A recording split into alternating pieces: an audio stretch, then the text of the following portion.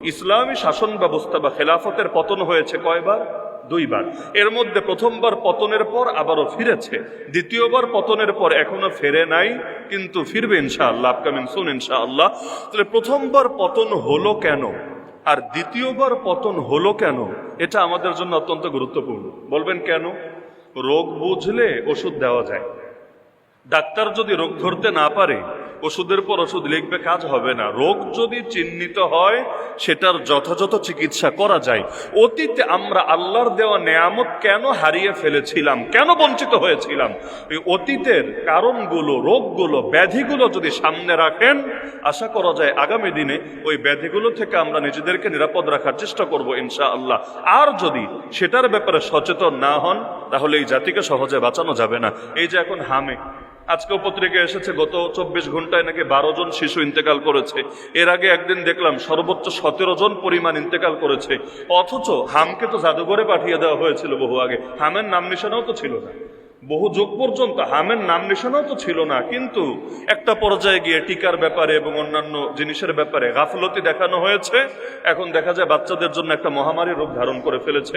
আল্লাহ তাআলা সবাইরে হেফাজত করুন এটা থেকে। তাহলে রোগের ব্যাপারে আগ থেকেই যদি সচেতন না হন, যখন চলে আসে কিছু করার থাকে না। তাহলে ইসলামী খেলাফতের পতন হয়েছে দুইবার, প্রতিবার আলাদা আলাদা কিছু কারণ আছে। এই কারণগুলোর ব্যাপারে যদি আগামী দিনেও সচেতন না হন, আজকেও যদি সচেতন না হন, পশ্চিমকালে আমাদের মতো অথর্বদেরকে দিয়ে আল্লাহ তার দিনকে এবং তার শরিয়তকে বিজয়ী করবেন আশা করা যায় না। যোগ্যতা আবারও প্রতিষ্ঠা করতে হবে নিজেদের ভেতরে। আমরা যদি সেই বদরওয়ালাদের মতো যোগ্যতা অর্জন করতে পারি, আল্লাহ আসমান থেকে হাজার হাজার ফেরেশতা পাঠিয়ে হলেও আমাদেরকে সাহায্য করবেই করবে। তাহলে যোগ্যতা অর্জনের দরকার আছে নাকি নাই? সব আলোচনা এখানে করা সম্ভব না। আমরা মৌলিক কয়েকটা কারণ, যেটা না বললেই না, এটা চিহ্নিত করার চেষ্টা করবো ইনশাআল্লাহ। প্রথমবার যেবার খেলাফতের পতন হয় 1258 সালে হালাকু খানের হাত ধরে। সেই চেঙ্গিস খানের নাতি হালাকু খানের নাম তো সকলেই কম বেশি জানেন। সেই মঙ্গোলীয় আর তাতারিদের হাত ধরে প্রথমবার যে খেলাফতের পতন হয়, এর মৌলিক কারণ ছিল কয়েকটা। একদম যদি আমরা বেশি আলোচনা করতে চাই অনেক কারণ বের করা যাবে, কিন্তু আমি আগেই বলেছি মোটা দাগে কিছু পয়েন্ট আমরা ফাইন্ড আউট করব, যাতে করে এগুলোর ব্যাপারে এখনো সচেতন থাকতে পারি আর আগামী দিনে আমরা আমাদের লড়াইয়ে সেগুলো থেকে নিজেদেরকে দূরে রাখতে পারি। 1 নম্বর এবং সর্বপ্রধান কারণ ছিল অনৈক্য, যেটা আমাদের বাংলাদেশে তো নাই আলহামদুলিল্লাহ। অনৈক্য বুঝেন মানে ঐক্যের বিপরীতটা। ঐক্য মানে তো সবাই এক থাকা, আর অনৈক্য মানে হলো সবাই গ্রুপ গ্রুপ, ফেরকা ফেরকা, বিভিন্ন দলে উপদলে বিভক্ত হওয়া।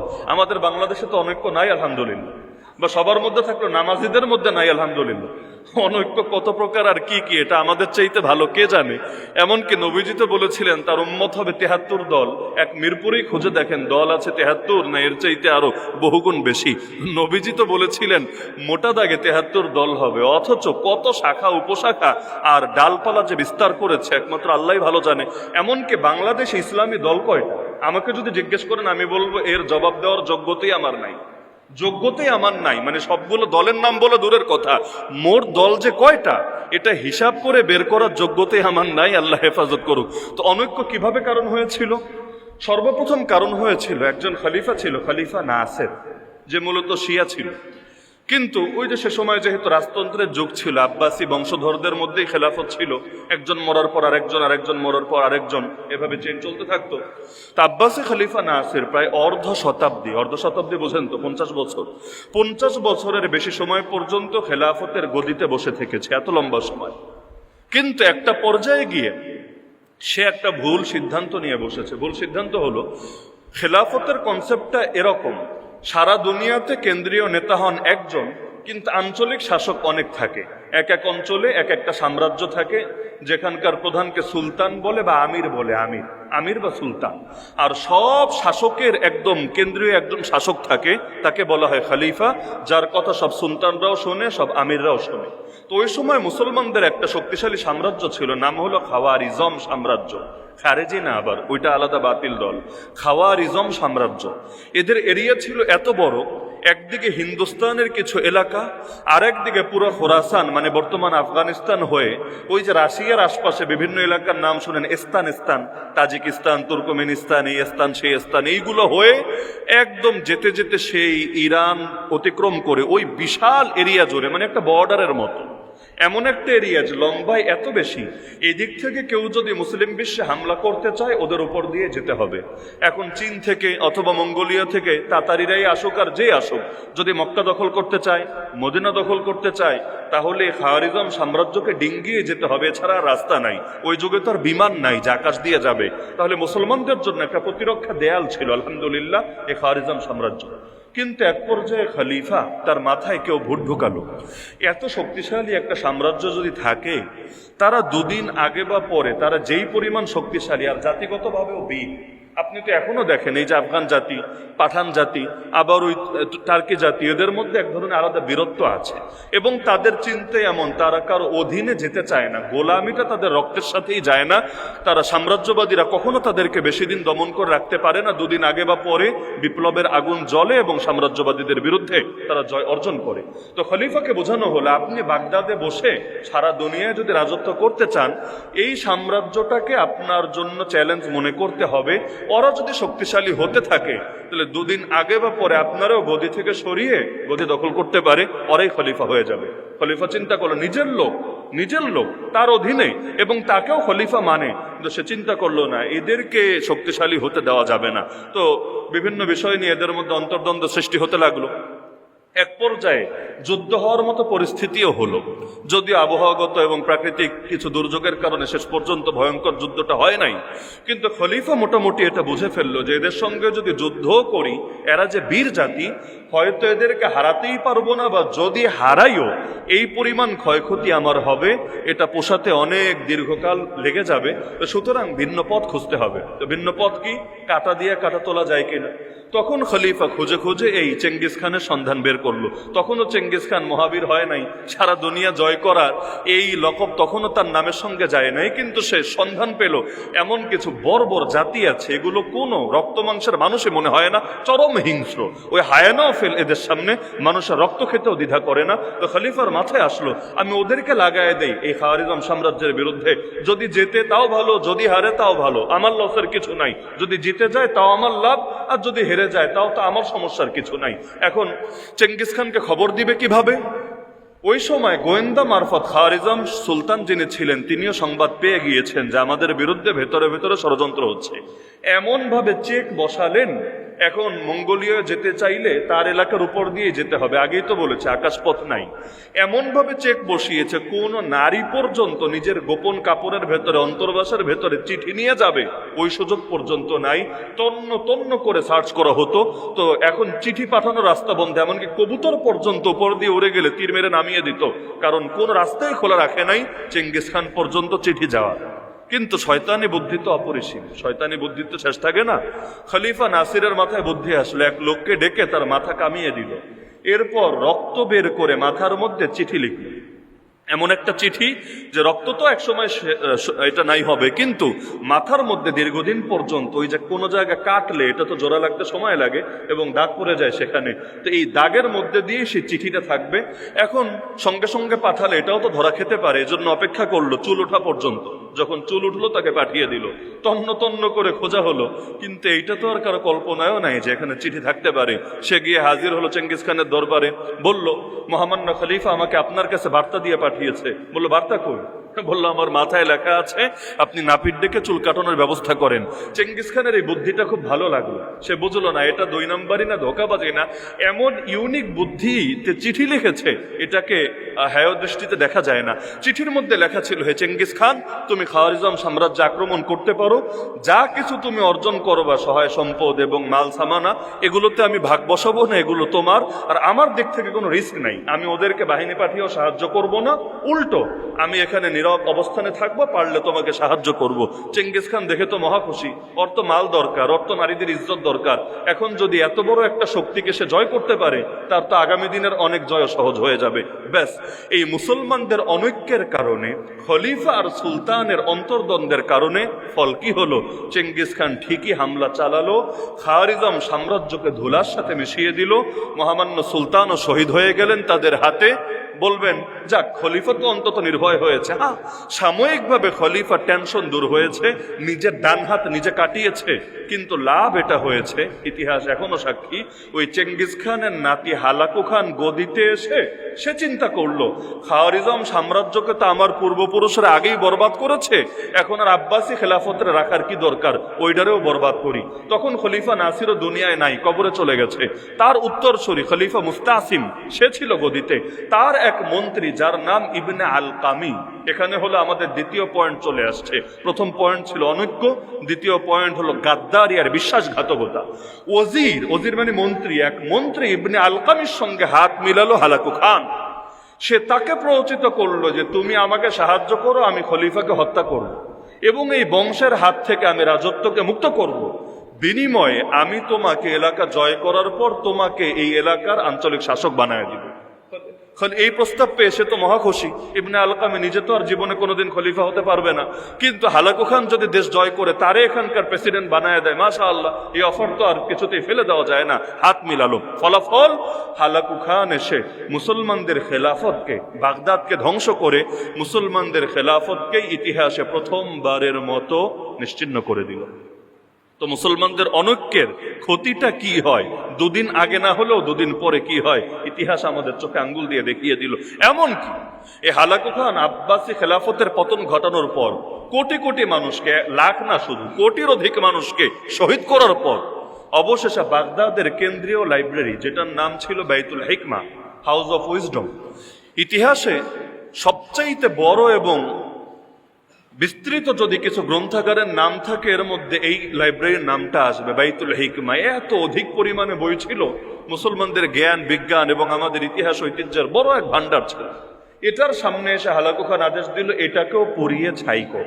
তার এক মন্ত্রী বলল এটা তো আমাদের বুঝে আসছে না, মানুষ তো মারলাম, সাধারণ মানুষও মারলাম, খালি আর্মি না, সাধারণ মানুষও তো শেষ করে দিলাম, এখন এই লাইব্রেরি থাকলে কি সমস্যা, আমরা উপকৃত হতে পারবো, জ্ঞান তো সবারই দরকার।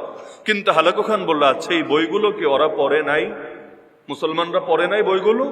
বললো মুসলমানদের লাইব্রেরি, মুসলমান পড়বে না তো কে পড়বে, অবশ্যই পড়েছে। বলল যেই বই পড়ে নিজেদেরকে কিভাবে রক্ষা করতে হয়, আত্মরক্ষার সবকটা শিখতে পারে নাই, গাদ্দারদের ব্যাপারে সচেতন হতে পারে নাই, ওই রকম বই আমার লোকদের পড়ার কোনো দরকার নাই, তোমরা এগুলোকে পুড়িয়ে ছাই করে দাও। এক আদেশে সব পুড়িয়ে ছাই করে দেওয়া হলো।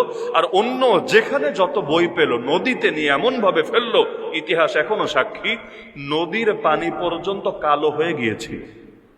ওই জামানায় তো আর প্রিন্টিং প্রেস ছিল না, ওই দত কালি দিয়ে লেখা হতো। এই কালিগুলো এমন ভাবে নদীতে ছড়িয়েছিল, নদীর পানি পর্যন্ত বিভিন্ন জায়গায় কালো হয়ে গিয়েছিল। এই পরিমাণ ক্ষতি এখনো মাঝে মাঝে আফসোস লাগে, আমরা ওই পড়াশোনা করতে গেলে এমন কিছু বইয়ের নাম পাই, খালি নাম পাওয়া পর্যন্ত এটার অস্তিত্বই দুনিয়াতে নাই। কিভাবে থাকবে? ওই জামানায় তো আর হাজার হাজার কপি সারা দুনিয়া ছড়ায় দেওয়া যেত না, আর পিডিএফ আর আধুনিক ভার্সন তো ছিলই না। তো এই পরিমাণ ক্ষতি তারা আমাদের ইসলামের করে দিয়ে গিয়েছে। আল্লাহ তাআলা ওই জালেমদের ওদের উপযুক্ত প্রাপ্য বুঝিয়ে দিন। ইবনে আলকামি গাদ্দারিটা করিয়েছে এমন একটা রাস্তা দিয়ে, যেই ভুলটা এখনো করে মুসলিম সমাজ। ইবনে আলকামি ওই যে গাদ্দার, মীর জাফর মীর সাদেকের নাম তো শুনেছি, ইবনে আলকামির নামটা আমরা কম শুনেছি। সে খলিফাকে বুঝালো এই যে এত এত আর্মি, এগুলো পালার দরকার কি, এত আর্মির তো দরকার নাই দেশে। আপনি যে প্রতি মাসে এই সামরিক খাতে এত টাকা ব্যয় করেন, যদি এখানে ওই সংখ্যাটা কমিয়ে আপনি সামরিক ব্যয় যদি কমাতে পারেন, তাহলে দেশের রাস্তাঘাট থেকে শুরু করে অবকাঠামোগত অনেক উন্নয়ন আর উন্নয়ন আর উন্নয়ন করতে পারবেন। সব যদি আর্মির পেছনেই ঢালেন, তাহলে রাষ্ট্রের বেশি উন্নয়ন কিভাবে করবেন? ওই বলদ খলিফা, ওই পারিবারিকভাবে যখন কেউ নির্বাচিত হয়, সবসময় যোগ্য লোকরাই আসে এমন না, ওই মাঝে মাঝে পরিবারের কারণে কিছু বলদ গদিতে এসে বসে যায়। সে চিন্তা করলো আসলেই তো হুদাই এত বিশাল আর্মি পালার দরকার কি, কর্মী ছাঁটাই শুরু করলো। করতে করতে বাহিনীকে ছোট বানায় দিল, একদম ছোট বানায় দিল। আর ফলাফল যখন ওরা আক্রমণ চালালো, তার বাহিনীর সংখ্যা যেই পরিমাণ আছে, এটা দিয়ে কোনো শক্ত মোকাবেলায় গড়তে পারলো না। ওই তুরুপের তাসের মতো একদম পুরো ধসে গেল এই হালাকু খানের ঝড়ের সামনে, এবং খলিফাকে পর্যন্ত ছালার চটের মধ্যে পেঁচিয়ে লাথি মেরে মেরে নির্মমভাবে শহীদ করে ফেললো। এমনকি তার লাশটা পর্যন্ত মর্যাদার সঙ্গে দাফন করার গরজ অনুভব করলো না।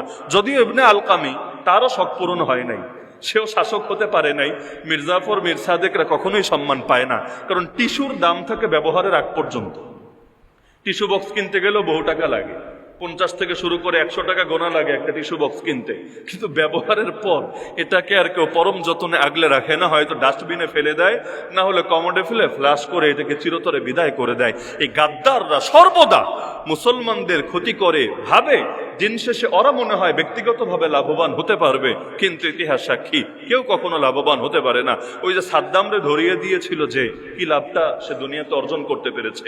আপনি বাংলাদেশ থেকে শুরু করে সারা দুনিয়ায় দেখেন, যারা যখনই গাদ্দারি করেছে সাময়িক 10 দিন 20 দিন হয়তো সুখ পেয়েছে, কিন্তু ইতিহাসও কলঙ্কিত হয়েছে এবং দিন শেষে দুনিয়াতেও ভালো কিছু পায় নাই, আর আখিরাতে পাওয়ার তো সুযোগই নাই। তাহলে এখান থেকে সবচাইতে বড় শিক্ষা, ওই যে আব্বাসী খেলাফতের পতন হলো, এখান থেকে আমাদের জন্য সবচাইতে বড় শিক্ষা যে আমাদের ভেতরে ঐক্যের কোনোই বিকল্প নাই। অনৈক্য যত বাড়বে আর গাদ্দাররা মুসলমানদের বড় বড় পদে যত বেশি যাবে, তত মুসলমানদের আগামী দিনের বিজয়ও তত বেশি ঝুঁকির মুখে থাকবে। আরেকটা পয়েন্ট আছে, সেই পয়েন্টটা হলো এটা আমাদের কাজে যাবে আর কি, আমাদের কাজে। সেটা কি, যখন হালাকু খান তার বাহিনী নিয়ে বাগদাদের বর্ডারের কাছাকাছি এসে উপস্থিত, তরবারিতে শান দিচ্ছে, এগুলো দিয়ে মুসলমানদের গলা কাটবে, ওই সময় আল্লাহ মাফ করুক বলতেও লজ্জা লাগে, ওই সময় বাগদাদের ভেতরে, ওই সময়ের দুনিয়ায় জ্ঞান বিজ্ঞানের চর্চার এক শ্রেষ্ঠ কেন্দ্র, সে বাগদাদের মধ্যে আলেমরা আর বুদ্ধিজীবীরা তারা তর্ক করছিল এমন দুটো মাসালা নিয়ে। ওই যে বললাম বলতেও লজ্জা লাগে। 1 নম্বর মাসালা হলো কাকের গোশতের হুকুম কি। কাক তো চিনেন, কাউয়া, ওই কাউয়ার গোশতের হুকুম কি, এটা নিয়ে তাদের মধ্যে ইখতিলাফ হচ্ছিল যে এটা আসলে মাসালাগত ভাবে কোন পর্যায়ে। আর 2 নম্বর হলো এক দুনিয়ায় 2 খলিফা হতে পারে কিনা, এক দেহে 2 মাথা হতে পারে কিনা, ওইটার মতো আর কি, এক দুনিয়ায় 2 খলিফা হতে পারে কিনা, একাধিক খেলাফতের হুকুম কি। হ্যাঁ, মাসালাগত বিতর্কের সমস্যা নাই, মাসালাগত বিতর্ক ভালো, কিন্তু কোন সময় হচ্ছে এই বিতর্ক, যে সময় হালাকু খান এসে উপস্থিত মুসলমানদের বর্ডারের কাছাকাছি। আজকেও আপনি দেখেন অনেকের সারা জীবনের আলোচনা শুনলেও মনে হয় যে মুসলমানদের মনে হয় সারা দুনিয়ায় কোনো সংকট নাই, কোনো ক্রাইসিস নাই, সব সংকট শুধু 8টা 10টা মাসালায়। এই এক এক দল এক এক মাসালা নিয়ে ব্যস্ত থাকে, ইখতিলাফি মাসালা। সারা জীবনে যত গালিগালাজ আর যত ওয়াজ আর যত আলোচনা সব সীমাবদ্ধ এটা নিয়ে, এটা দিয়ে কিভাবে অন্যদেরকে কাফের ফতোয়া দেওয়া যায়, বেঈমান ফতোয়া দেওয়া যায়, এগুলো নিয়ে। অথচ মুসলমানদের পায়ের তলায় যে মাটি নাই, 100 বছরের বেশি যে খেলাফত নাই, এমনকি লক্ষ লক্ষ মুসলমান এখনো পর্যন্ত নির্যাতন নিগ্রহের শিকার, এমনকি আমাদের প্রথম কিবলাটা পর্যন্ত আমাদের হাতে নাই, এমনকি বিজেপি আস্তে আস্তে আমাদের বর্ডারের কাছে চলে এসেছে, পশ্চিমবঙ্গে পর্যন্ত হিন্দুত্ববাদী শক্তি মাথাচাড়া দিয়ে বসেছে, এগুলো নিয়ে তাদের কোনো ধরনের কোনো চিন্তাই নেই। আল্লাহ হেফাজত করুক আমাদেরকে। তাহলে মুসলমানদের যেই সময় এভাবে ইতিহাসে সবচাইতে ভয়াবহ সময় আমরা পার করছি, না হলে এত লম্বা সময় খেলাফত শূন্য অবস্থায় মুসলমান কখনো ছিল না। ফতোয়ার কিতাবে স্পষ্ট আছে সর্বোচ্চ 3 দিন, সর্বোচ্চ 3 দিন ছাড় আছে। একজন খলিফা মরার পর আর একজন খলিফা নিয়োগ দেওয়া পর্যন্ত দেরি করা যাবে সর্বোচ্চ 3 দিন। যদি 4 নম্বর দিন চলে আসে আর মুসলমানদের খলিফা না থাকে, এর জন্য গোটা উম্মত পাপে পাপী হবে। কারণ ইসলামের অনেক বিধানের সম্পর্ক কেন্দ্রীয় শাসনের সাথে। পুরো কোরআনের উপর আপনি এককভাবে কখনো আমল করতে পারবেন না। কেউ যদি দাঁড়িয়ে পরিচয় দেন আমি প্র্যাকটিসিং মুসলিম, আমি বলবো কয় পার্সেন্ট ইসলাম প্র্যাকটিস করতে পারেন বাংলাদেশে, আমাকে বলেন। ইসলামের বহু বিধান এমন যেটা ব্যক্তিগতভাবে প্র্যাকটিস করা যায় না, পারিবারিকভাবেও প্র্যাকটিস করা যায় না, এমনকি সামাজিকভাবেও প্র্যাকটিস করা যায় না, যার সাথে রাজনীতির সম্পর্ক আছে, অর্থনীতির সম্পর্ক আছে, বিচারাচারের সম্পর্ক আছে, রাষ্ট্র পররাষ্ট্রের সম্পর্ক আছে, বহু কিছু সম্পর্ক আছে। আল্লাহ তো কোরআনে খালি নামাজ পড়তে বলে নাই, খালি রোজা হজ জাকাত করতে বলে নাই, আরো বহু কিছু করতে বলেছে। তাহলে সেগুলোর উপর আমল হবে কিভাবে? যার কারণে এক খলিফা মরার পর আর এক খলিফা পর্যন্ত সর্বোচ্চ 3 দিন বিলম্ব করা যায়। এমনকি খলিফা থাকার গুরুত্ব কি এটা বুঝতে এত আয়াত হাদিস লাগবে না, একটা ব্যাপারে যথেষ্ট। আল্লাহর নবীকে রওজায়ে আতহারে শোয়ানোর আগেই পরবর্তী খলিফা নির্বাচন করা হয়েছে। চিন্তা করে, নবীকে কবরে রাখা নিঃসন্দেহে কত গুরুত্বপূর্ণ, এটা গুরুত্ব আমার ওয়াজ করে বোঝানো লাগবে না। আল্লাহর রাসূলকে রওজায়ে আতহারে শোয়ানোর আগে মুসলমানদের খলিফা নির্বাচন করা হয়েছে তার হাতে হাত রেখে। এই মদিনা শরীফে গেলে এখনো দেখবেন একটা জায়গা মসজিদের সাথে আলাদা করে ঘেরাও করা আছে, মাঝখানে অনেক খেজুর গাছ, এটাকে বলে সাকিফায়ে বনু সায়েদা। ওই সাকিফায়ে বনু সায়েদা আবু বকর রাদিয়াল্লাহু আনহু হাতে হাত রেখে সর্বপ্রথম ওমর রাদিয়াল্লাহু আনহু, এরপর সমস্ত বিশিষ্ট সাহাবীরা বায়াত দিয়েছেন এবং তাকে খলিফা হিসেবে মেনে নিয়েছেন। চিন্তা করেন খলিফা নির্বাচন কি পরিমাণ গুরুত্বপূর্ণ হলে নবীকে শোয়ানোর আগে এটাকে প্রায়োরিটি দেওয়া হয়, কারণ তারা চিন্তা করেছেন মুসলমানরা খলিফাহীন অবস্থায় থাকবে এটা মেনে নেওয়া যায় না, আর নবীকে রাখার পরে যদি এটার দিকে মনোযোগ দেওয়া হয় আশঙ্কা আছে একটা গৃহযুদ্ধ লেগে যেতে পারে, এবং কিছু পরিস্থিতি তখন সৃষ্টি হয়েছিল। তাহলে যেখানে 3 দিন দেরি করা যায়, আমাদের তো 100 বছর পার হয়ে গেছে। আচ্ছা বুঝলাম 100 বছর পার হয়েছে, 2026-এ মনে হয় নতুন খলিফা নির্বাচন করা হবে না। আমাদের খলিফা তো আছে প্রত্যেক টেইলার্সের দোকানে দোকানে। আমাদের খলিফা মানে হলো দর্জি, দর্জিরে খলিফা বলে না।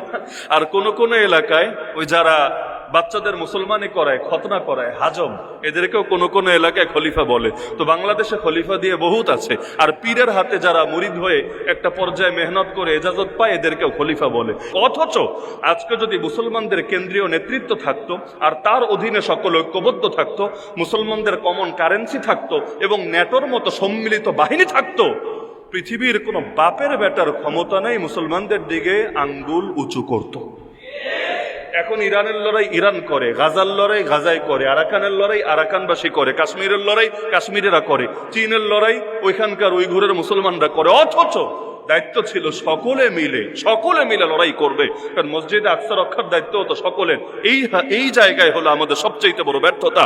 খলিফা ছাড়া কেন্দ্রীয় ঐক্য হবে না। কে কারে মানবে? মুসলমানদের 57টা দেশ আছে, কিন্তু কেন্দ্রীয় ইউনিটি না থাকার কারণে এত বিশাল শক্তি দিয়ে উপকৃত হতে পারছি না। আল্লাহ আমাদেরকে হেফাজত করুক। তাহলে প্রথম খেলাফতের পতন যেখানে হয়েছিল, এখানে এই মৌলিক কারণগুলো ছিল। হ্যাঁ, যদিও খেলাফত পুনরুদ্ধারে আলহামদুলিল্লাহ আরো কিছু বড় বড় ফ্যাক্টর ছিল। 1 নম্বরে সুলতান রুকনুদ্দিন বাইবার্স রহমতুল্লাহ আলাইহি। সালাউদ্দিন আইয়ুবী যেমন বড় বীর, তিনিও ছিলেন ইতিহাসের এক মহাবীর, যদি আমরা তাকে কম স্মরণে রেখেছি, অনেকে নামও জানে না। সুলতান রুকনুদ্দিন বাইবার্স রহমতুল্লাহ আলাইহি আলহামদুলিল্লাহ হালাকু খানের বাহিনীকেও হারিয়ে, ক্রুসেডারদেরকেও পরাজিত করে, মুসলমানদের গাদ্দারদেরকেও দমিয়ে দিয়ে আবারও নতুন করে খেলাফত কায়েম করেছেন আলহামদুলিল্লাহ। যদিও চাইলে নিজেই খলিফা হতে পারতেন, নিজে করলেন তো তার খলিফা হতে বাধা কোথায়? কিন্তু নবীজি এবং আহলে বাইতের প্রতি মহব্বতের খাতিরে নিজে হন নাই, আল্লাহ রসুলের বংশের একজনকে খুঁজে ওই আব্বাসী বংশের একজনকে খলিফায় বসিয়েছেন।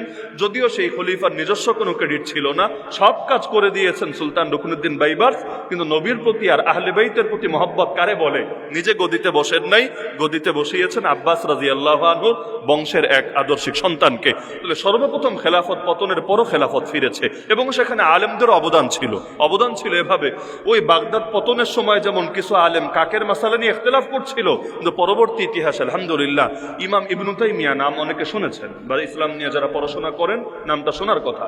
শাইখুল ইসলাম ইমাম ইবনু তাইমিয়া রাহমাতুল্লাহ আলাইহি খালি ফতোয়া দিয়ে সীমাবদ্ধ থাকেন নাই, নিজে পর্যন্ত সশস্ত্র জিহাদে শরিক হয়েছেন এবং তার অনুসারীদেরকে বলেছেন, আমাকে যদি এত বড় হুজুর আমি, কিন্তু আমাকেও যদি দেখো মাথায় কোরআন নিয়ে আমি ওই তাতারি, মঙ্গোলীয়, হালাকু খান ওদের বাহিনীর সঙ্গে আমি যুক্ত হয়েছি, ওদের সাথে মিলে লড়াই করছি, তোমরা আমার বুকেও তীর চালাতে একবার দ্বিধা করবা না। কোন পর্যায়ের ঈমান থাকলে আর আদর্শের প্রতি কমিটমেন্ট কোন পর্যায়ে থাকলে নিজে বলে দিচ্ছে, আমার মতো এত বড় ব্যক্তিত্বকেও যদি দেখো কোরআন মাথায় নিয়ে ওদের সাথে গিয়ে মিলেছে, তার বুকে তীর চালাতেও একবার দ্বিধা করবা না। আলহামদুলিল্লাহ ওই মানুষগুলোর আদর্শিক অবস্থানের কারণেই এই তাতারিরা এমনভাবে পরিবর্তন হয়েছে, যাদের হাতে কোটি কোটি মুসলমান খুন হয়েছে, তারাই কিনা পরবর্তীতে দীর্ঘকাল ইসলামী শাসন জারি রেখেছে। এই যে মোগলদের নাম শোনেন নাই? মোগল বাদশাহ, এর মধ্যে সুলতান আওরঙ্গজেব, আলমগীর রহমতুল্লাহের মতো বাদশাহ আছেন। পুরো ইতিহাসে এইরকম আদর্শিক বাদশাহ কয়জন পাওয়া যাবে? এই মোগলরা কারা? ওই চেঙ্গিজের বংশধরিত। যে চেঙ্গিজ আর হালাকো কোটি কোটি মুসলমানরা মারলো, আপনি চিন্তা করেন আলেমরা কি পারে, সুবহানাল্লাহ, দায়ীরা কি পারে? যারা অতীতে মুসলমানদের রক্ত খেয়েছে, ওদেরকেই দাওয়াত দিয়ে, ওদেরকেই আত্মশুদ্ধির মেহনত করে এমন পাক্কা ইমানদার বানিয়েছে, যুগের পর যুগ না, শতাব্দীর পর শতাব্দী আলহামদুলিল্লাহ তারা কিনা ইসলামী শাসনকে দুনিয়াতে জারি রেখেছে। আল্লাহ চাইলে কি অসম্ভব। আজকে বাংলাদেশে যারা নাস্তিক, আরে বহু নাস্তিক এমনও ছিল 2013 আগ পর্যন্ত যারা শাহবাগের পক্ষে কাজ করেছে, এমন বহু মানুষ 2013 পরে আলহামদুলিল্লাহ দ্বীনের মর্দে মুজাহিদে পরিণত হয়েছে। ওই রক্ত ঝরেছে, অনেক মানুষ শহীদ হয়েছে, কিন্তু এই জুলুম বহুজনের চোখও আবার খুলে দিয়েছে আলহামদুলিল্লাহ। যেই ওমর নবীর কল্লা কাটতে বের হয়েছে, আল্লাহ সেই ওমরকে এমন কবুল করেছে, নবী বলেন আমার পরে যদি কেউ নবী হতো এই ওমরই সেই নবী হতো। যেই খালিদ বিন ওয়ালিদের কৌশলের কারণে উহুদ যুদ্ধে মুসলমান হেরেছে, 70 জন শহীদ হয়েছে, আমার নবীর দাঁত শহীদ হয়েছে, ওই খালিদ বিন ওয়ালিদ আল্লাহ এমন কবুল করা তাকে করেছে। আমি যদি বলি ইসলামের ইতিহাসে সবচাইতে বড় সেনাপতির নামটা বলেন না, ওই সবার আগে কিন্তু খালিদ বিন ওয়ালিদের নামটাই আসবে।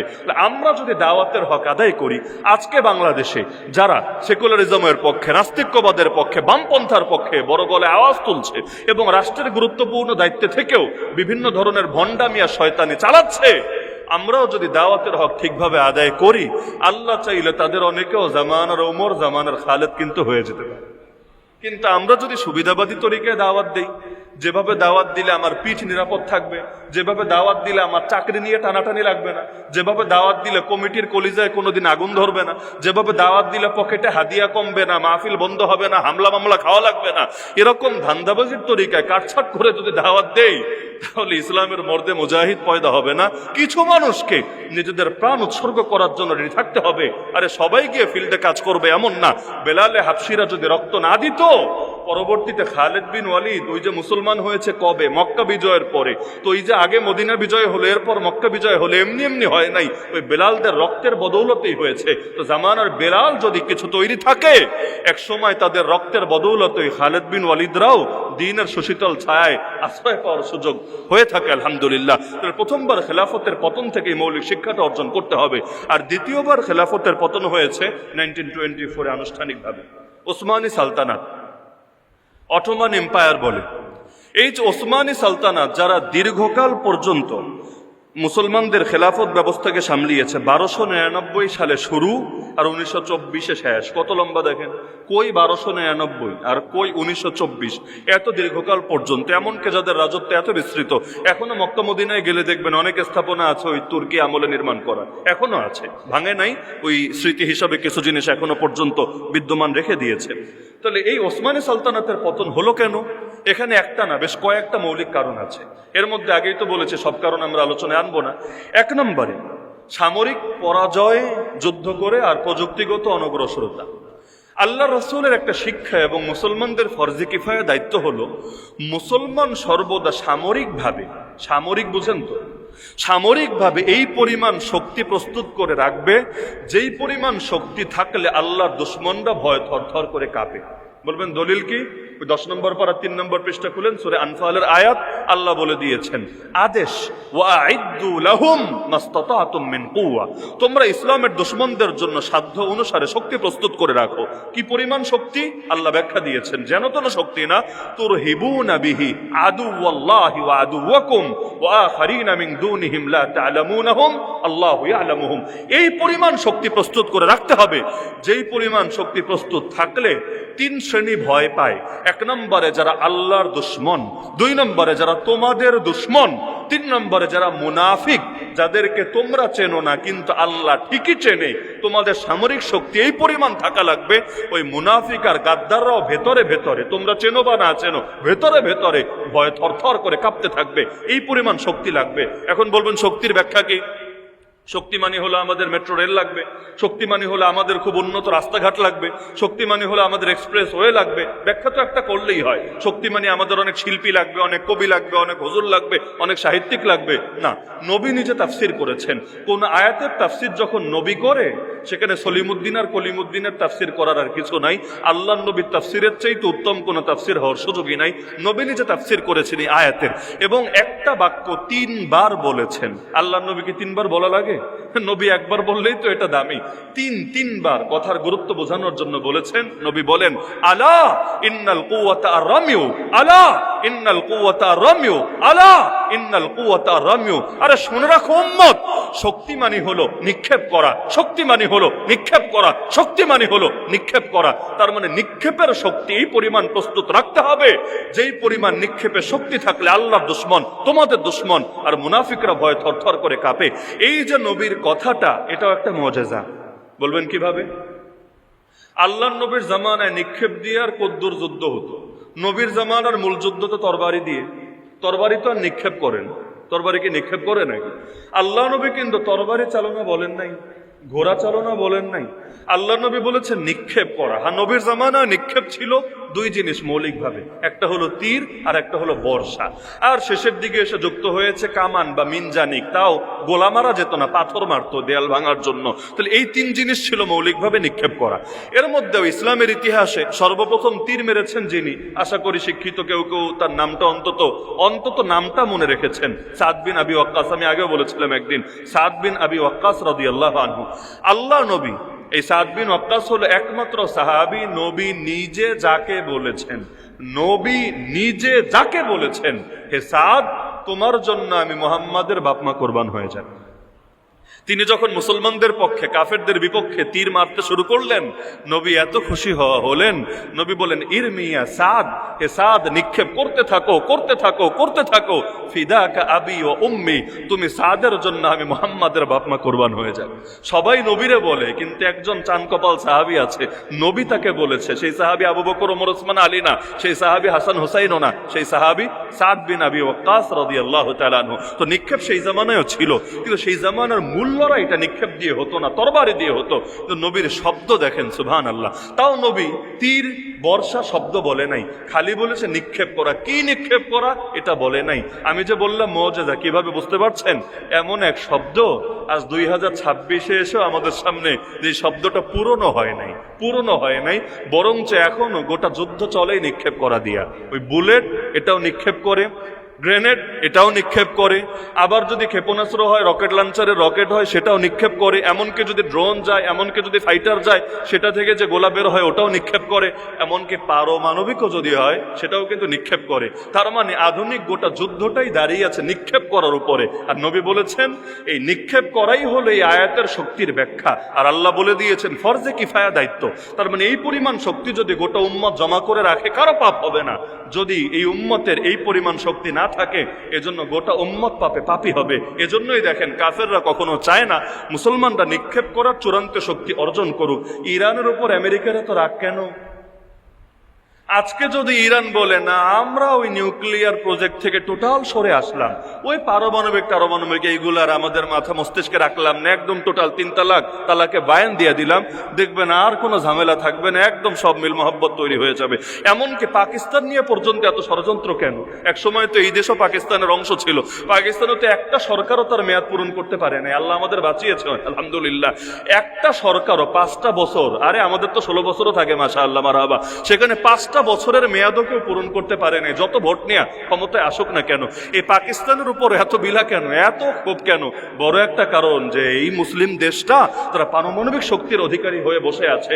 ওদেরকে যদি সবসময় গাদ্দার দিয়ে নিজেদের কন্ট্রোলে রাখা না যায়, কখন না জানে কি করে বসে, একটা চিন্তার ব্যাপার। তো ওরা চায় না মুসলমানরা সামরিকভাবে শক্তিশালী হোক। এমনকি আপনি চিন্তা করেন এই ফরজে কিফায়া দায়িত্ব এই বাংলাদেশ কতটুকু পালন করেছে।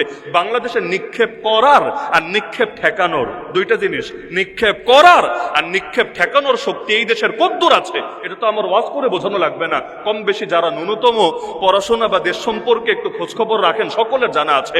এমনকি দাদাবাবুরা কখনোই চায় না এই জাতি সামরিকভাবে তারা শক্তিশালী হোক। এমনকি সামরিক খাতে কিভাবে, হ্যাঁ সব সরকার বড় বড় ডায়লগ মারে, কিন্তু সবাই এই বাহিনীগুলো যাতে খুব বেশি শক্তিশালী না হয়, ওদের জন্য চ্যালেঞ্জ না হয়ে যায়, ওদের চোখে চোখ রেখে কথা বলার পর্যায়ে চলে না আসে, এটার জন্য সব সময় ওরা মানসিকভাবে এবং যত ধরনের ষড়যন্ত্র আছে এগুলো করতে থাকে। এমনকি বর্ডারের কাছাকাছি এলাকাগুলোতে অন্তত সেখানে অন্তত নিরাপত্তা বাড়াও, সেখানে অন্তত ওরা যদি ড্রোন নিয়ে ঢুকতে চায়, ফাইটার নিয়ে ঢুকতে চায়, যাতে সেগুলোর মোকাবেলা করা যায়, ওইটা অন্তত সেখানে বসাও। দেখবেন না এইগুলো নিয়ে কারো কোনো টেনশন নাই। এমনকি বগুড়ার পর থেকে নিয়ে বর্ডার পর্যন্ত যান, দেখেন কোন ঘোড়ার ডিম আছে। আমি জেনে শুনেই বলছি, বগুড়ার পর থেকে আপনি বর্ডার পর্যন্ত বহু দূর, একদম কম তো না, এই 100 কিলো পথ আপনি পাড়ি দেন, দেখেন কোন ঘোড়ার ডিমের প্রস্তুতি আমাদের আছে। অথচ শত্রু আমাদেরকে চারদিক থেকে ঘিরে রেখেছে। হ্যাঁ, প্রস্তুতি দরকার সারা জীবন খালি যুদ্ধ করার জন্য না, প্রস্তুতি দরকার নিরাপত্তার জন্য, প্রস্তুতি দরকার নিজেদের অস্তিত্বকে ঠিক রাখার জন্য।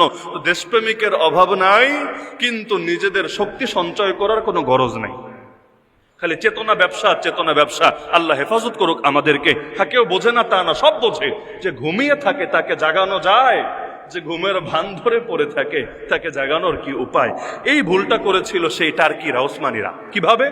কিছু যুদ্ধে তারা হারলো, রুশ তুর্কি যুদ্ধ, বলকান যুদ্ধ, এগুলো ইতিহাস বলার সময় নেই। হারার পরে অনেক এলাকা তাদের হাতছাড়া হয়ে গেল।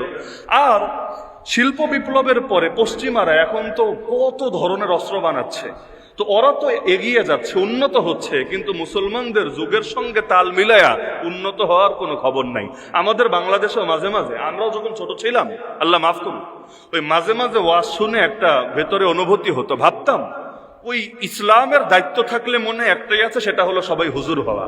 এর বাইরে মনে হয় ইসলামের কোনো দায়িত্ব নাই। অথচ পরবর্তীতে ফতোয়া পড়ে দেখলাম, হায় রে, শুধুমাত্র আলেম হয় ফরজে কিফায়া এমন না।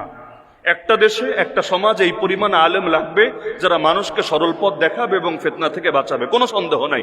লেকিন শুধুমাত্র এটাই ফরজে কিফায়া না, বরঞ্চ প্রতিটা বিষয়, প্রতিটা সেক্টর যেটা মুসলমানদের জন্য দরকার, সেটাতে এমন কিছু যোগ্য বিজ্ঞ লোক থাকতে হবেই হবে যারা এই উম্মতের সেই অভাবটা পূরণ করবে। এমনকি ফতোয়া শামীর নাম তো শুনেছেন, এই কিতাবটার নাম তো সবাই কম বেশি শোনার কথা। ফতোয়া শামীতে আছে, মুসলমানদের যদি সুই সুতা লাগে, লাগে না? সুই সুতা ছাড়া কাপড়ে সেলাই করবেন কিভাবে? স্পষ্ট ফতোয়া লেখা আছে, মুসলমানদের যদি সুই সুতা লাগে, আর গোটা মুসলিম বিশ্বে যদি একজনে এমন না থাকে যে সুই সুতার জ্ঞান রাখে, এগুলো কিভাবে নির্মাণ করতে হয়, তৈরি করতে হয়, জ্ঞান রাখে, তাহলে এই এলেমটাও ত্যাগ করার কারণে গোটা জাতি পাপী হয়ে যাবে। তাহলে চিন্তা করেন, শুধুমাত্র হুজুর হওয়াই ফরজ দায়িত্ব না, সবই ফরজ দায়িত্ব। প্রতিটা সেক্টরে, কৃষি সেক্টর বলেন, বিজ্ঞান বলেন, আবিষ্কার বলেন, প্রতিটা সেক্টরে এই পরিমাণ লোক লাগবে, যেই পরিমাণ লোক নিজেদের এই ঘাটতিগুলো পূরণ করতে পারে। ইরানের যদি এই পরিমাণ যোগ্য লোক না থাকতো, ওই আমেরিকার থেকে ভিক্ষা কইরা কইরা সামরিক শক্তি বাড়াতো না। আমেরিকা ভিক্ষা দিত, যেই নে তোরা একটা হাদিয়া দিলাম, হাদিয়ার কোনো বিনিময় হয় না, খুশি হয়ে তোরা 2টা পারমাণবিক বোমা দিলাম, তুই এগুলো নিয়ে যা। এমনকি তোর এই কয়টা মিসাইল দিলাম, তুই এগুলো নিয়ে যা। এমনকি তাদের মিসাইল প্রযুক্তি তো আলহামদুলিল্লাহ এই পর্যায়ে গিয়েছে, যার কিছু কিছু ব্যাপারে আমেরিকাও সুনিশ্চিত তথ্য জানতো না, যে আল্লাহর বান্দারা চিপায় চাপায় বসে ভেতরে ভেতরে এত এগিয়ে গিয়েছে। ওদের সামরিক শক্তির ব্যাপারে যদি আইডিয়া থাকতো, যুদ্ধে নামার আগে আরো 10 বার একটু চিন্তা করে নিত। ভেবেছে এক আধ্যাত্মিক নেতারে মেরে দিলেই তো খেল খতম, কিন্তু দেখে এমন এক লড়াইয়ে ফেসে গিয়েছে, ছাইরা দেমা কাইন্দে বাচির অবস্থা হয়েছে। আর ইরানও বলে দিয়েছে, শুরু করেছো তোমরা, শেষ তোমাদের হাতে না, শুরু করেছো তোমরা, শেষ করবো ইনশাআল্লাহ আমরা। এজন্য ট্রাম্প সকালে বলে একটা, বিকালে বলে একটা, কি হারে পাগলামি কথাবার্তা বলছে। তাহলে মুসলমানদের মধ্যে এই পরিমাণ বড় বড় বিজ্ঞানী, এই জন্য দেখবেন কখনো পাকিস্তানে কখনো ইরানে টার্গেট করে করে পরমাণু বিজ্ঞানীদেরকে হত্যা করার ইতিহাস আছে। কেন বিজ্ঞানীদেরকে কেন মারছে? বড় হুজুরে না মেরে পরমাণু বিজ্ঞানীরা কেন মারছে? কারণ তারা বুঝতে পারছে এই মানুষগুলো যদি থাকে এবং তাদের যোগ্য উত্তরসূরি তৈরি হতে থাকে, এই জাতিকে দমায় রাখা যাবে না। এই ভুলটা ওসমানীরা করেছিল, তারা যুগের সঙ্গে খাপ খাওয়াতে পারেনি। আরব ইসরায়েল যুদ্ধের ইতিহাস পড়েন, আরব ইসরায়েল যুদ্ধ হয় নাই? এই 1 সপ্তাহের মধ্যে আরব জাতি, বিশেষ করে মিশর, যার নেতৃত্বে সবাই নামলো, এভাবে নাকানি চুবানি খেলো কেন? মূল কারণ তো একটাই, সামরিক প্রস্তুতির অভাব। ওরা যেই পরিমাণ আপডেট হয়েছে, এরা ওই পরিমাণ আপডেট হতে পারে নাই। ভেতরে ভেতরে সব তথ্য যে ওদের কাছে লিক হয়ে গিয়েছে, ওই নারী নক্ষত্রের কোনো খোঁজ খবর এদের নাই। আল্লাহ হেফাজত করুক। এই ভুলটা ওসমানীরা করেছিল, এখন তো আমরা সারা দুনিয়া এখনো করছি। পাশাপাশি আরো বেশ কিছু ফ্যাক্টর ছিল, আজকে সেদিকে আমরা আলোচনায় যেতে পারবো না। তাহলে মৌলিকভাবে আমরা প্রথম খেলাফতের পতনের 3টা কারণ চিহ্নিত করেছিলাম, আর দ্বিতীয় খেলাফত পতনের মাত্র একটা কারণ নিয়ে আলোচনা করতে পেরেছি,